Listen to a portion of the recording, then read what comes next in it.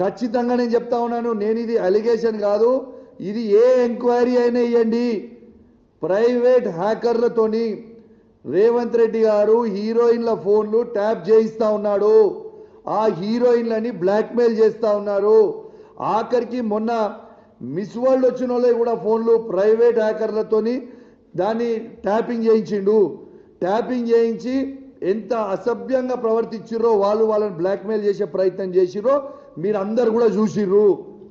ఇవన్నీ కూడా వాస్తవాలు నేను చెప్పేది, ఏది కూడా అబద్ధాలు చెప్తారండి. ఇలా మిస్ వరల్డ్ వచ్చిన వాళ్ళందరికీ కూడా హ్యాకింగ్ చేసినావు, హీరోయిన్ల ఫోన్లు హ్యాకింగ్ చేస్తున్నావు. ఆఖరికి ఒక హీరోయిన్ ఫోన్ హ్యాకింగ్ చేసి ఆ హీరోయిన్ని ట్రాప్లో పడేసి బ్లాక్మెయిల్ చేసి మై హోమ్ పూజాకి రాత్రి 2 గంటలకి పోయి యా హీరోయిన్తో ఏం చేసినావు నీకే తెలియాలి, ఇక మాకైతే తెలియదు. కానీ మాకు సంస్కారం ఉన్నది కాబట్టి ఆ హీరోయిన్ పేరు బయట పెడతలేం.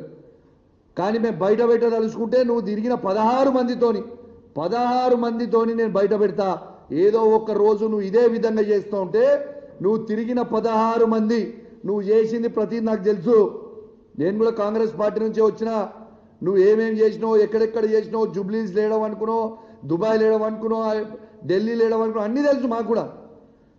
నువ్వు చక్కగా రాజకీయం ముఖ్యమంత్రి లెక్క బిహేవ్ చేసి చక్కగా రాజకీయం చేస్తే చక్కగా మేము కూడా చేస్తాం.